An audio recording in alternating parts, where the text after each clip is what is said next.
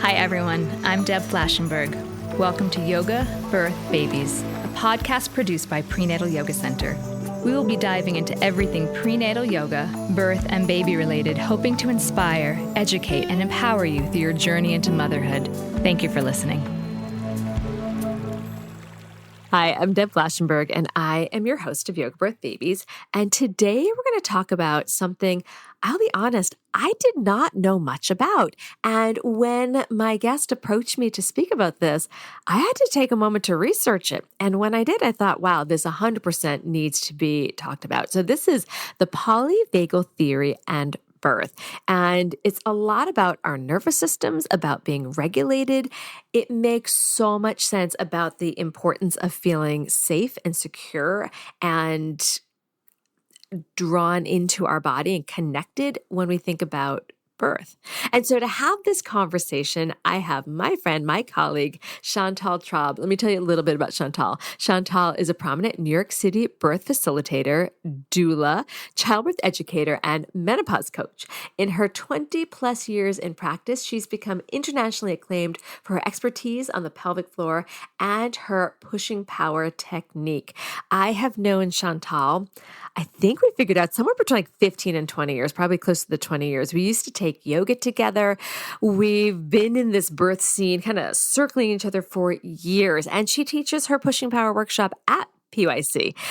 So we've gotten to know each other, and I greatly respect the work she does. And so when Chantal talked about wanting to present the polyvagal theory, I needed to understand what it was. And then, as I mentioned earlier, it just makes so much sense to understand how the polyvagal theory and how it is about our nervous system, how that relates to birth. You can't birth if you don't feel safe. And learning how to connect to your nervous system to feel that way is just so important. So I'm really excited for you to hear this conversation. Plus, Chantal has some great stories about how the polyvagal theory relates to the births that she has observed and she's participated in. So I think you're going to get a lot out of that. Now, before we get to my conversation with Chantal, just a reminder of what's happening at PYC. So we celebrated our 21st birthday in August, which is mind-boggling to me, really amazing. And we continue to plow forward. So we still have our online classes 7 days a week. So no matter where you are, you can tune in. What's been really fun during the summer is we had some students that were regularly attending classes in New York City on the Upper West Side at our studio. But then all of a sudden they'd pop up online from vacation. And several of them said, I brought my yoga mat and my blocks, so I'm ready to do yoga. So it's really fun seeing that we can continue our practice no matter where we are. So jump into an online class or an in-person class. And of course, we've got our teacher training program. So if you're looking for a very in-depth, but yet fun and educational class, check out our full prenatal yoga teacher training. And of course, once a year, we do our postnatal teacher training. Last thing I want to say is, and I appreciate people have actually been doing this, if you have a topic I haven't covered, or maybe a topic you want looked at from a different point of view, or a guest speaker that you think would be perfect for me to chat with, please send that info to me. You can always reach me at deb@prenatalyogacenter.com. Okay, we're going to take a super quick break. When we come back, please enjoy my conversation with Chantal. Spin your passion into a business with Shopify and break sales records with the world's best converting checkout. Let's hear that one more time. The world's best converting checkout. Shopify's legendary checkout makes it easier for customers to shop on your website, across social media, and everywhere in between. Now that's music to your ears. Any way you spin it, you can be a smash hit with Shopify. Start your $1 a month trial today at shopify.com/records. Hi, Chantal. How are you? I'm good. So great to be here with you, Deb. Thank you. I know. I was thinking about, I know you've done a different podcast with me, but then I thought about how long we've known each other in the yoga and birth world. And I think I was doing yoga with you with Jenny Capular, like 15 or 20 years ago, something insane like that. Yes, it goes a long way back. So it's always a delight for me to get to just reconnect with you because we kind of circle around each other in our work, but we don't often get a chance to chat. So thanks for being my guest. It's my pleasure. I'm really happy to be here with you. So let's dive in. So the topic we're going to cover today, the polyvagal theory and birth, is honestly something I've never talked about. And I know that you have, because I've seen you, through your social media talk about that. So I guess before we get into it, how about you just tell folks a little bit about yourself and what led you to birth work? Okay. How long have you got? So I started through yoga, like yourself. I was practicing yoga, and in the mid-90s, I, got certified to teach. And so I was running around the city, New York City, teaching yoga, regular vinyasa classes. And I had happened to have a training in prenatal yoga, which was unusual at the time. I had taken it when I was living out in Los Angeles. And I kept being invited to teach prenatal yoga. And I was like, no, I love my regular, mixed vinyasa classes. But there was such a need for it. And it was through my teaching of prenatal yoga that some of my students would say to me, you give me so much confidence. You're helping me get so comfortable. You're encouraging me so much. Will you come with me to my birth? And as my doula? And I was like, well, what's a doula? And what does this involve? And what would the responsibilities be? So through this prompting from different students, I decided to take a training, not thinking I was going to become a doula, but more to deepen my knowledge and how I could support my clients better in class. And if I were to attend a birth, what my responsibilities were. And when I took the training back in 2002, it really resonated with me. It really resonated with me that birthing people needed an advocate, especially on labor and delivery floors. And by the time I had augmented my, 6 births at that time, I had connected with a couple of doctors and midwives who referred to me, and it kind of snowballed from there. And while I loved attending home births, I really felt my calling was on labor and delivery because I felt I could really make a difference. And that continued, and I'm a childbirth educator like yourself through Lamaze International and also through Childbirth Educators of Metropolitan New York, and have a background through yoga, prenatal yoga. And in more recent years, I just was deepening my practice in terms of attending birth. So like a yoga student, you practice and you reflect and you make changes and you go back. And it's this practice of deep observation, I think, for me that it was. And I started getting deeper and deeper into my doula practice, just not on the surface. And I started to think about, like, why pushing was like really was a difficult subject. I'd always learned in childbirth education, you'll know how to push. It's going to be instinctive. And I kept thinking when I would show up at births, but this wasn't the case. And the more that I would speak to the providers that I worked with, like, why aren't we helping our moms prepare better? They'd be like, well, they're going to figure it out. Somehow on this day, they'll get it. And then once you've got it, you only have to figure out once because the next time will be so much easier. And well, yes, that is true that second vaginal births are much easier. And for the second stage of labor, that wasn't always the case. Moms would push for hours in a very uncoordinated and ineffective way. They may run out of time, need an episiotomy or a vacuum, forceps, or even a C-section. And while I was teaching yoga, I was teaching a women's group, actually in Crown Heights, in the religious community, for years, and since the mid-90s. So I had like older students, and they, knowing that I was a doula, would share their stories. And they would share with me that they experienced, leak-in if they jumped or sneezed, some type of pelvic pain, or even a prolapse. And the more that we dug into that, it inevitably went back to their birth stories. And what I began to realize is that as we age and our bodies change, those obstetrical events may catch up with us. And these were kind of the stories that pushed me, if you will, to dig deeper into understanding like the pelvic floor. Like, why aren't we talking about the pelvic floor? The baby is passing through the pelvic floor. We need our pelvic floor for our whole lives, not just for now, but into our old age. Like my goal for my students is jumping on the trampoline with their grandkids. So that's what maybe dive into pelvic health, and I created my class Pushing Power to enable moms to push safely and effectively and minimize damage and trauma. That's fantastic. I love pelvic health. That is one of my favorite topics. Yeah, I know, we share that.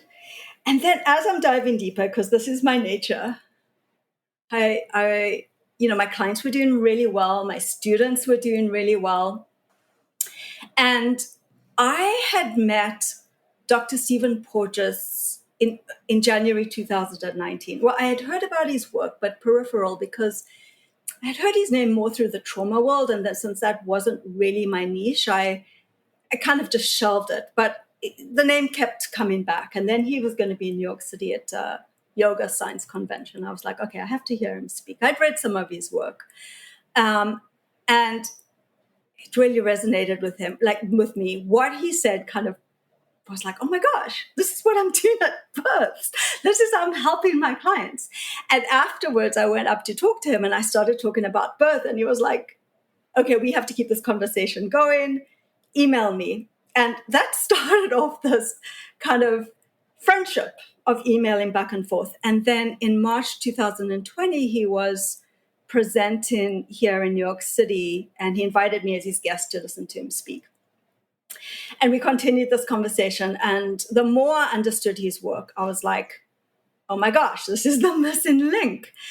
Because birthing people need to feel safe, to be able to let go and let their babies out. And while I instinctively felt this was the direction I was going, I didn't have the words or the understanding of like, oh, it's all about the nervous system.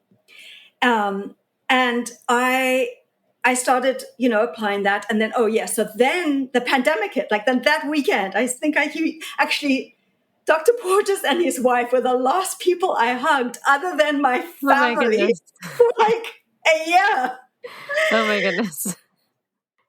And so when the pandemic hit and I had like a full load of clients and suddenly we weren't allowed in the hospitals, I actually reached out to him and I said, because he was talking about this and he gave me so much encouragement about video conferencing. So I pivoted, which is like we all did, right, onto Zoom. And I had the experience of using Zoom and video conference just over the years from working with students, bi-coastal or internationally. And right away, I started applying some of the safety cues that I had learned from Dr. Porges in terms of face-to-face, hearing my voice, really connecting, staying in the room. So I've never been a doula that texts to my clients in labor. Instinctively, that was never, yes, texting maybe coordinates. But if you're in labor and you text me, make sure your phone is on because I'm going to pick up the phone and call you. I want to hear what you sound like. I want you to hear my voice so that I get a much bigger picture. So I was always in the habit of rather phone calls than texts. And when I went to video conferencing for births, even though my clients' spouses at one point weren't allowed in the room, they had to go in solo. So there were times when I was video conferencing from my home, my client heading to the place of birth. Well, hospitals at that point were not letting other people in the room. And then the spouse would like drive home or I would go we'd drop them off and then we'd both come home and we'd set up 3-way conferencing. And while it was really, really tough, of course, my clients were doing really well. And so much so that people were reaching out to me from all over the country and the world to help them with their births. And I started really honing in on how do I keep my clients safe even if I can't be with them in the room. And out of that, actually, because there was so much work, I couldn't take everyone that asked me on, I'm also a board certified health and wellness coach. And I started incorporating that into my birth prep coaching. And I started coaching my clients ahead of time and started incorporating a polyvagal informed coaching approach and noticed, yes. So let's go into what is the polyvagal theory, because you've alluded to parts of it. So let's kind of dive into exactly what that is. Okay. So this is thanks and great graciousness and gratefulness to Dr. Stephen Porges, who is the creator of the polyvagal theory. He identified a biological order of human response that is active in all humans, all of us. And while it's so exciting to me and makes so much sense to me, is that we come into this world wired to connect, right? Our survival is dependent, or the newborn survival is dependent on the nervous system efficiently and effectively coordinating a suck, swallow, breathe, vocalized behaviors with vagal regulation of the heart through the vagal pathways. We have this biological imperative to connect, to nurse, so that's, breast, chest, bottle, so that's sucking, to co-regulate with another mammal, and trust in relationships. Ideally, I know this isn't for everyone, but this is our biological need. It's our drive as mammals.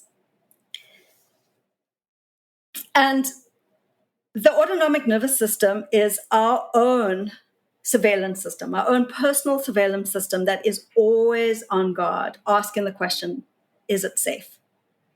It senses safety and risk, and it listens all the time to what is going on inside of us, so in an embodied experience inside our body, outside of us, so our environment, so think about the birth room, and in between, so in relational, in between the people. So just for a start, imagine all the people in the birth room. Who's there?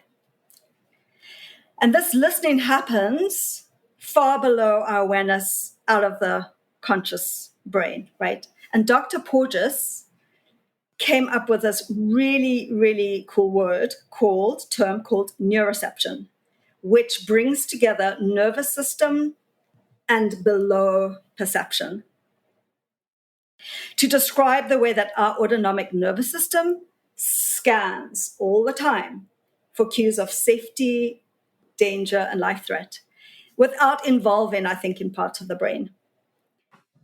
And yes, go ahead. No, I'm just thinking as I started researching this before, when I knew I was going to be talking to you about this, I took some deep dive into I got to understand this. And what I kept seeing was about the nervous system and safety. And then I kept thinking about birth, which I know we're going to relate it to birth. And what I feel like I've been hearing for years and years, I remember doing a workshop with, I think it was Dr. Sarah Buckley, who's about undisturbed and safe. And just from that instinctual place, I always call it circling the wagons, where we want to hold that protected space. This just feels like it resonates so much with, of course, we need to birth in safety. And what's interesting is you're saying one of the things you felt a calling to was a hospital, because from what I hear with my students and when I was a doula, and you probably feel that is, some people have anxiety in a hospital and don't always feel safe. So it's so interesting how you're taking this, and what I keep hearing you say, how we need to feel safe in order to birth. And yet I don't know if everyone does in a hospital setting. Yeah, because it gets really, really interesting on how our nervous system is tuned. So it gets deeper than that, because it's because our nervous state is what is going to shape the stories. And yes, predominantly in hospital situations is where some people feel unsafe, but sometimes, so this is really gets interesting, where things may get off on kilter, even in a home birth setting.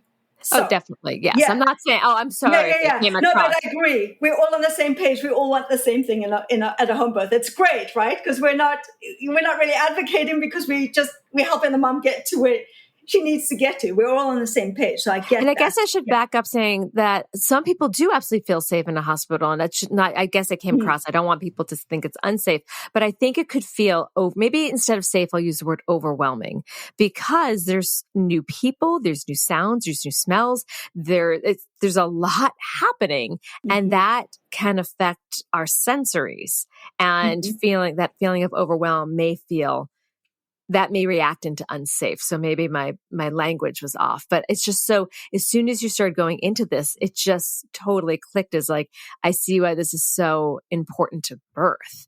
So do you want to pivot into how this relates to birth? Yeah, absolutely. So I'll just say that when it comes to creating safety, right? Because that's what we're talking about. When it comes to creating safety, Dr. Porges kind of breaks it down into 3 essentials in a way. So context, choice, and connection. And we are always addressing, say, these 3 elements to bring in our ventral vagal energy kind of on board. So there are 3 organizing principles. So just before I bring it into birth, I'll just kind of bring that in and then go straight into birth, because the way Dr. Porges has described it, which is why it's so great that he puts like a science to what we may instinctively know and do, is that there is a very predictable hierarchy to our autonomic nervous system. For example, ideally, like we're cruising around the world in like a ventral vagal anchored state of feeling curious and calm and connected and social. Well, we know we're not always there, right? We are moving through the different pathways, and there's 2 parasympathetic pathways, and then there's that sympathetic pathway. So when we kind of fall out of ventral vagus pathway, for example, we get a cue of not feeling safe. We go into the sympathetic system, which is like the spinal cord that releases adrenaline, and that kind of prompts us into like fight or flight. And if we can't fight our way out or argue our way out of it or leave, we fall further down the evolutionary kind of hierarchy to dorsal vagus, which is also parasympathetic, but dorsal is where we feel stuck or disassociated or foggy or numb. What's cool about it is to get back up to ventral, we have to go through this predictable hierarchy of coming back through sympathetic, and it's titrated. So it might be a little bit of energy, right, to bring us back to being ventral. So where it comes into birth, ideally we're stepping into our birth from our ventral vagal down-regulated state. Calm, open, right? While birth is a sympathetic experience, we can be in a blended state. But say, for example, you're coming in, say, with your doula and your significant other, and suddenly we'll talk about a hospital birth. So say you come in and you get separated into triage, and you're trying to focus on your contractions, and someone's asking questions, and someone in a mask and maybe a visor, and suddenly you pick up these triggers and you're in sympathetic. And now maybe you're feeling trapped because you're in this room and you've been poked and asked questions, and you kind of fall down into dorsal, feeling like, okay, I'm just going to kind of disconnect. For example, it's going to take some effort to be able to come back through sympathetic and back to ventral once you're in room and getting back into your groove. I have deeper stories to share, but that could be one example. I'd actually let's take a quick break. When we come back, I'd like to hear your stories, because I think I'm totally following what you say, but I would love for people that maybe don't know the hospital setting or haven't really experienced birth yet to be able to relate to one of your many stories as a doula. So let's take a quick break and we'll be right back. Okay, we are back. So can you explain what you're painting the picture of through one of your stories? Here's an example. I was with a client in labor, and she was having an unmedicated birth. And now it was time to push. And as she started pushing, her baby's heart rate went down, which is not uncommon when the baby's in the birth canal. I could see that her doctor was getting a little concerned. She was looking at the heart rate monitor, she was looking at my client, and she was getting uncomfortable. And she turned to my client and she said, "This baby is not tolerating these contractions. I know you don't want an episiotomy, but if this baby's not born on the next couple of contractions, I'm going to have to cut you. I'm so sorry, but this baby really needs to be born now." So my client threw me a very distressed look. We had been working for months in preparing her pelvic floor, and I knew she didn't want an episiotomy. So I quickly said to the OB, who I already had a relationship built on trust, we knew each other, we'd worked before, I said, "Can I have the next couple of pushes with my client?" And she was like, "Yes, of course. How can I help you?" So I said to my client, "Can you turn onto your side? I want to see if we can give the baby a break." And she was like, "I can't move." I said, "Okay, we'll help you." So her doctor and I actually picked her up and over onto her side. And I said, "I want to see not only if we can give this baby a break, but that will kind of release your sacrum, your tailbone. Let's see if it gives the baby an opportunity to move," which it did. On the next contraction, her baby rotated. On the next contraction, it rotated some more. And on the next contraction, her baby's head crowned and birthed with an intact perineum. Yay. Not a scratch. Yay! Yeah, no episiotomy. Okay, what was going on? When a doula is anchored in a ventral vagal, so this is our job as a doula, is to stay in ventral, then we can make quick and creative decisions. Okay, let's change position. Because I had a relationship and because I was offering ventral energy, I stayed calm. It was just a suggestion. The doctor was like, "Yeah, sure, let's try." My client was initially kind of like, she was like, "Wait, what?" Couldn't move. So we actually helped her. And then when I said, "Okay, you're on your side, I'm going to actually help you a little, shimmy over a little bit more so you kind of turn in more towards your side." So I helped pick up her leg up and over. And she relaxed because I was holding her in that way. And then her baby just did what it needed to do. So kind of the role, I think, as the labor support or the support of the people in the room is to be able to offer that ventral energy. And then for the client to be able to, so I help my clients identify ahead of time kind of the who, the what, the when, the how, like who is the person that helps you feel safe. It could be the doula in the room. It could be the significant other. It could be their doctor. It could be all of them. Or it could be their mom, maybe imagining their mom, or if their mom passed. It doesn't have to be live. Do you know what I mean? It could be maybe their favorite fluffy animal. What's going to quickly bring you back to feeling safe, for example? I hope this makes sense. It does. It does. I do an exercise, not every class, but often, about visualizations and finding a place and a person where they feel safe. One of my students is like, "It was my mom's living room." And so I invite them to, and they never have to tell me if they don't want to, but really find that place, explore it. What are the smells? What do you hear? What's the tactile sense? Who's there with you? And practice that so they can drop into it if they feel they need that safety, if they feel they need to be embodied in their, what I call, happy place. So it makes total sense. And I loved hearing that you moved her to her side to free that sacrum, give that baby some space. So that whole story just made me smile. Yeah, left blind lateral. So I love that you do it because I think it's in the birth preparation to be able to start identifying and becoming aware and also learning about one's nervous system. So yes, knowing where is your where Yeah. and who is your who's going to be your who. So I love that you do that. This makes so much sense. So let's see. So as a doula, let me try to think how I want to word this. So I think what's cool about being a doula is having this understanding, but how do you feel? This is not something I think that's often taught. So how are you seeing doulas use this? Are you teaching doulas? Are you teaching?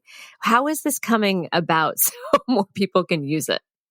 Well, we are. So I've been mentoring other doulas for like 3 years now through polyvagal information. And I have a class. I've taught webinars and workshops, and it's becoming more consistent. So I've taught it here and there, but actually Dr. Porges was like, Chantal, you need to call it polyvagal principles for birth and beyond. Like, use polyvagal. So he's given me his blessing.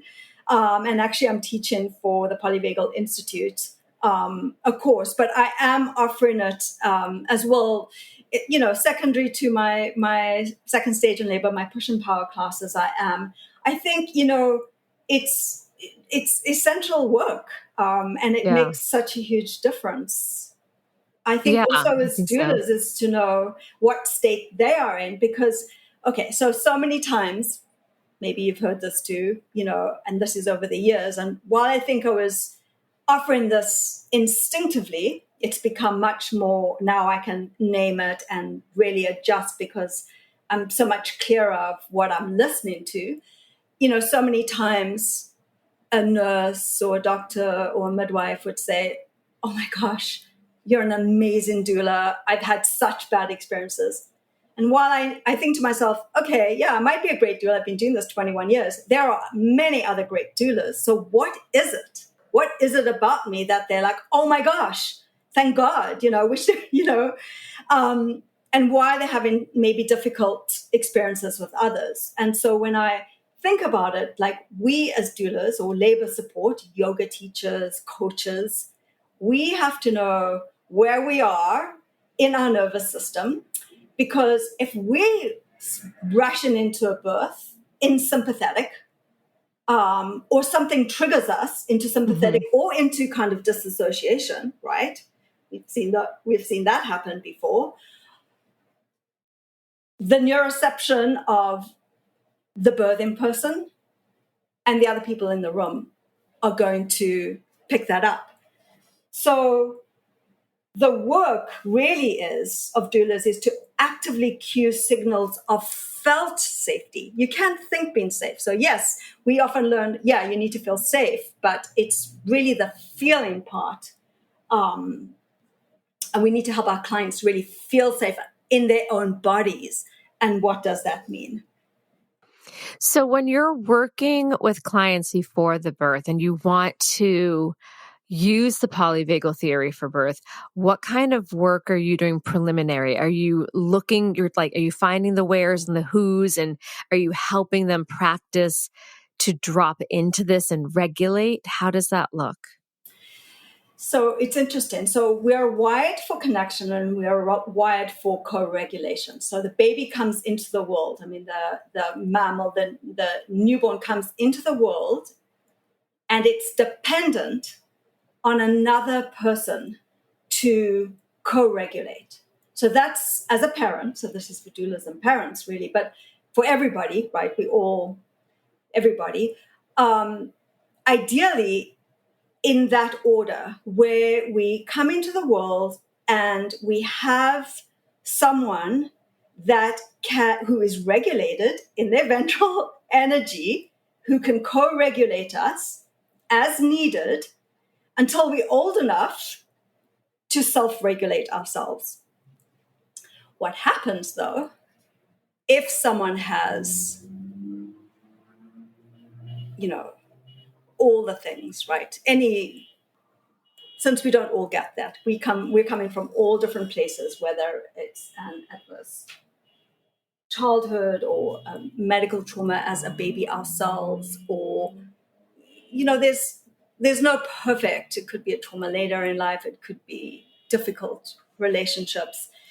What happens when we're young, if we don't have a regulated person offering us co-regulation, we learn to self-regulate first, and we have a lot of trouble in co-regulation. So that makes it tricky if you're coming in, says the client, in maybe dorsal or sympathetic, because what happens is our autonomic nervous system is closely connected to our social engagement system, right? So those pathways goes down, from the brainstem to our heart and our lungs and all our organs, and then also back and up into our ears, our mouth, with that, remember, right? The suck, swallow, breath. That's our social engagement system. When we are in sympathetic, our inner ears actually close down. Right? So someone might be telling us, but we cue in for cues of danger. So what they're saying could be threatening, that may be triggering us more.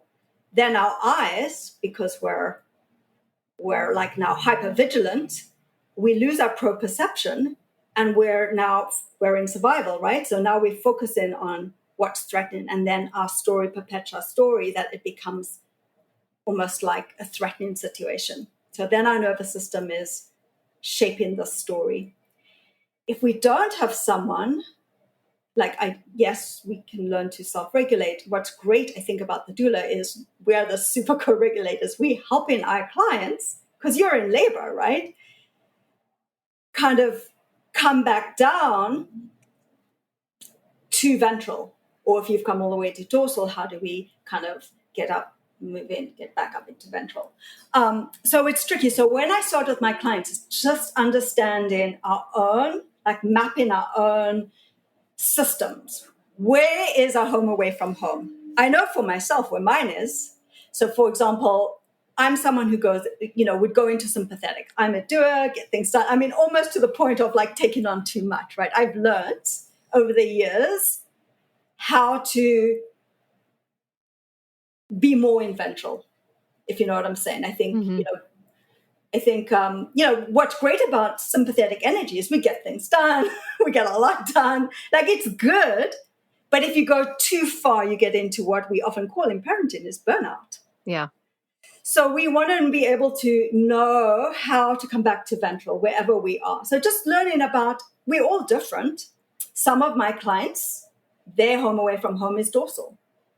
They get triggered and they go into feeling stuck or immobilized or like brain fog or disassociated, right? So then helping them learn where they are, and yes, what helps them, strategies and practices that they can practice, say, on a daily basis, in small increments. Well, let's make this practical for the listener who might be like, yes, I need that. So what might be a simple practice for a listener who is pregnant and thinking about their birth and is relating to, they might live in the sympathetic, which I think too many of us do. I put myself very much in that. Oh my gosh. I feel like I absolutely live in that space. But someone might relate to that and be like, okay, I want to practice coming out of that. Can you offer a tip or two or a practice for them to learn to shift out of that fight or flight? Yeah. First of all is awareness. So self-awareness, becoming aware of it and naming it. So for example, this would be kind of like my go-to, if you will. I've changed a lot of it, but this is what would happen. I would go until I cannot do another thing. I'm on the couch. That's it. Cannot move. Can't make dinner. Yes. Yep. Can't do another thing. Yep. Okay. So where do we learn to put that vagal brake on? Going. It's a little bit like riding a bike, right? I'm sure you can relate to this. Maybe not the pregnant person. Please don't get on your bike right now. But let's imagine riding a bike in the park. Like we're going on our bike. And that's great. We can feel the wind in our hair. We're in nature, possibly, or on the streets of New York City. And then like we're going down the hill and it feels amazing. We're picking up speed, momentum, and suddenly a little chipmunk crosses the road and we have to put our brake on. Otherwise, we'd hit that chipmunk and we'd go flying. So we put the brake on.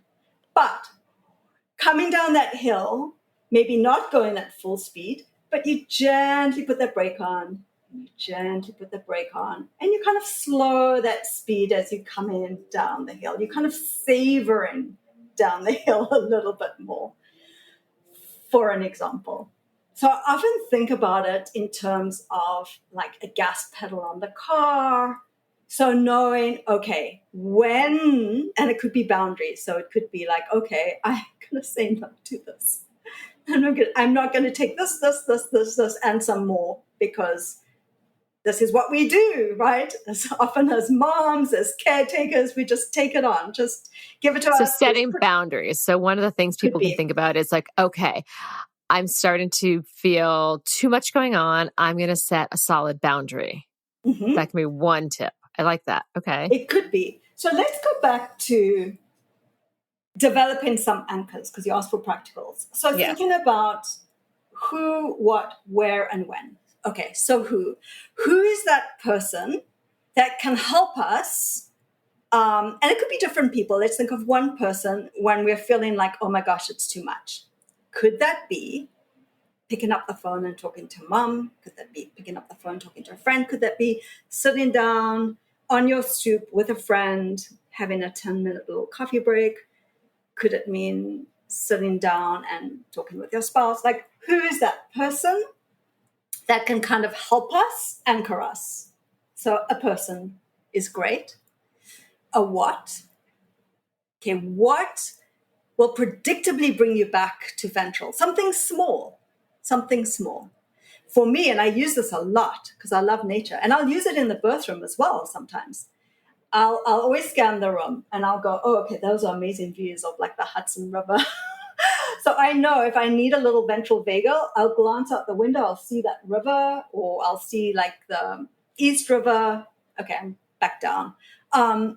If I need it at home, if I can't get out, say into Prospect Park where I live, I look out my window. They're beautiful trees. I always keep the blinds up because when I'm working, sometimes I just have to look out the window. I see the trees, back in ventral. So that for me, and you want little things, and then you can expand, but it starts small. Because in birth, we just need these micro moments to bring us back, right? So that's why I'm keeping this to birth. Or where is your where? Like that's what you have. What was it? The mother's living room. For me, it's that lake in the Adirondacks. I only get there once a year for a few days. But if I need that, like, I know that in my body, how that feels, where you feel that open. You know what that feels like. Yeah. That place for you, where is that? I love this. I love painting the picture for people because everyone has something personal that they can just feel like they melt into and their nervous system calms down. And that is so important for birth because we know that our bodies are not going to respond if it's constantly in that state of fear and trigger and trauma. No, it tightens everything up. Yeah. And that is definitely not going to help that baby come out. Exactly. As we start to wrap up, do you have another story? Because I know you've been to so many births, and I love stories. I just like to sit in pictures. So offer one more how you've seen this, the polyvagal theory relate to birth. Yes. Okay. So there's, as I talk about that internal surveillance system and neuroception. So we're thinking of inside, outside, and in between. So inside our body, our environment, like right now, so we think in this current situation, in our body, in our environment, and in between. So I had a client who got an epidural late in her labor, and now she was like in transition, actually, but she was sitting, she was calm. I actually was in a chair right next to her, and she was getting really upset with her husband, who had been like asleep on the couch. In her mind, she had this vision of, how he's going to be supporting her in labor. Didn't quite pan out at that point. Then the husband woke up and he was, on his phone. And she was like, Chantal, just get him out of here. He has to go. Just get him out of here. He has to go into the living room. A few moments before that, a nurse had come in and and she was wearing, a double mask and a visor. And she was just all business. And there was a younger nurse with her who just had, like, say, one mask on. And my client was like, oh, that nurse, she's freaking me out. I can't have her in here. Like, this other nurse is really lovely, but I can't have that other nurse in here. So I realized in a way what was happening, because even though she had an epidural, so this often happens, and I'm using this example because it's not unsimilar to someone who goes to dorsal, where on the outside they look like they're fine, and you ask them how they're doing. I'm fine. But, something's off, maybe in the way that they respond or react to something. So it's kind of a similar kind of, on the outside, everything looks great. So I said to her husband, you know what? I said to her, do you want some ice chips and some water? Like, we're going to start getting ready to start, pushing really soon. And let's just kind of like, let's get ready to talk about that. And I said, she was like, yes. So I said to her, okay. I said to the husband, can I show you where the ice machine is? So I said, okay, I'm just going to show your husband where the ice machine is, because he's going to be going in and out just to get you some ice.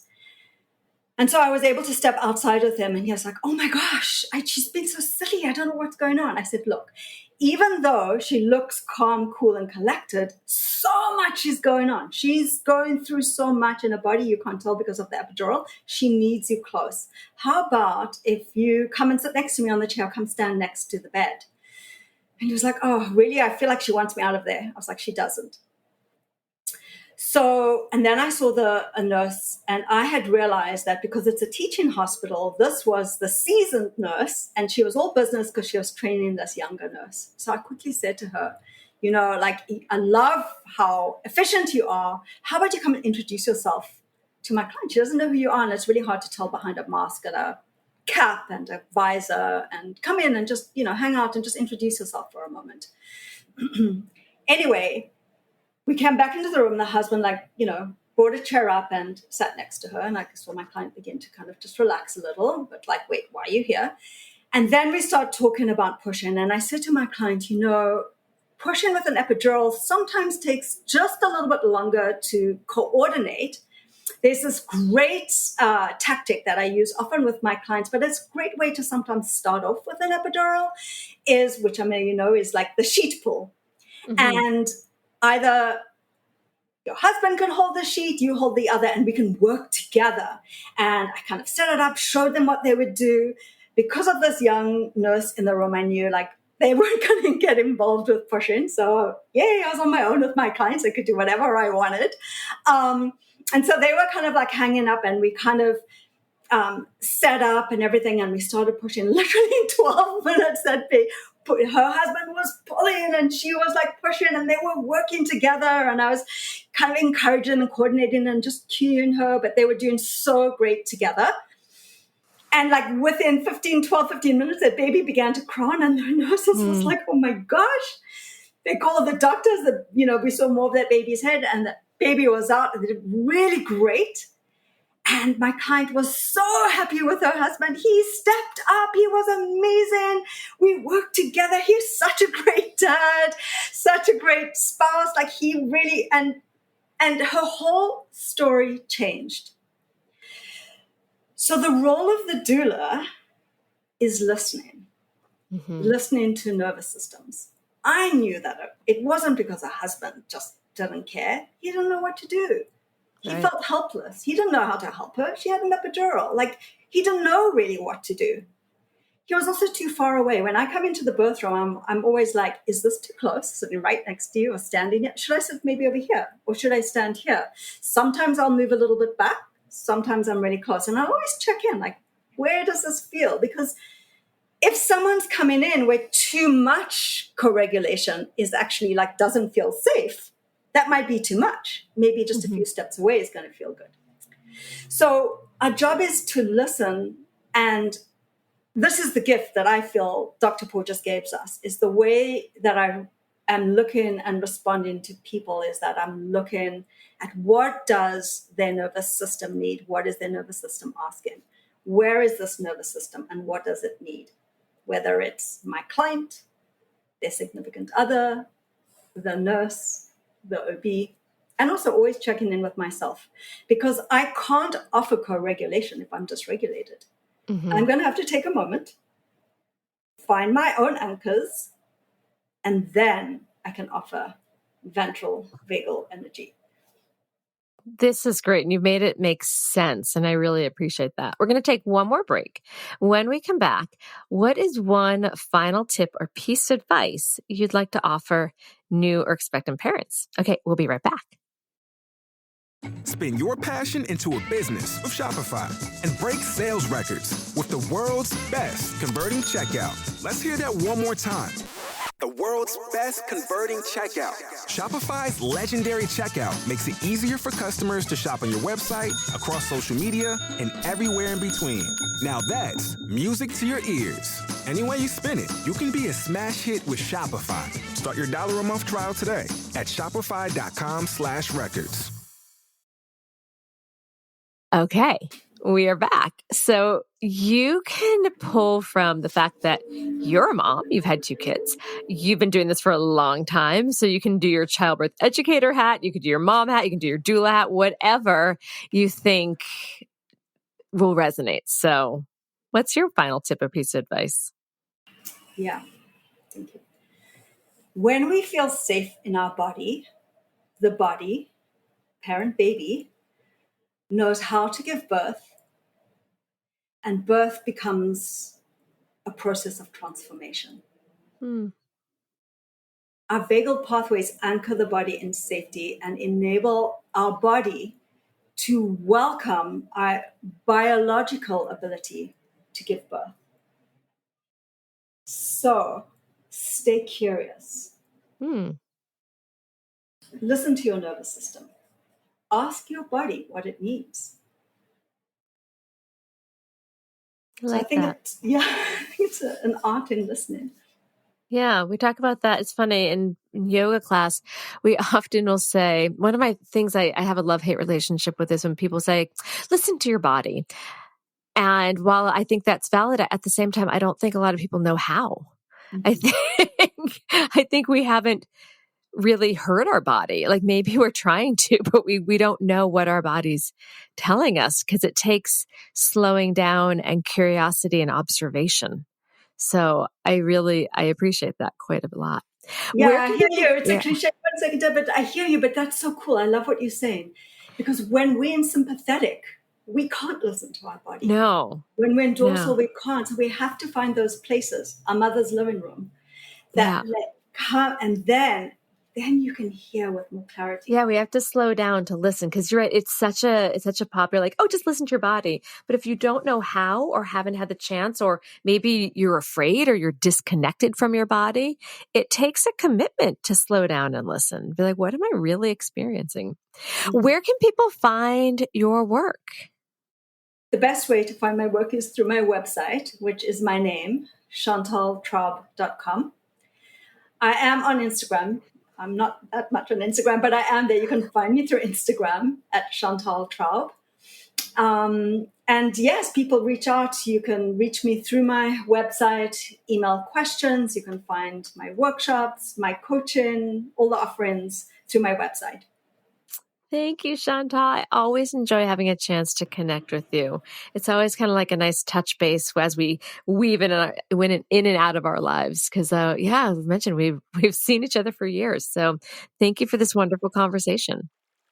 Thank you, Deb, and I love it. Yes, we've known each other for years, and I love how we weave in and out of each other's lives. Similar trajectory. It's amazing. Love it. Thank you. You're welcome. This has been an episode of Yoga, Birth, Babies, produced by Prenatal Yoga Center. You can catch us on Facebook, Twitter, Instagram, and Periscope. I'm Deb Flaschenberg. Thanks for listening.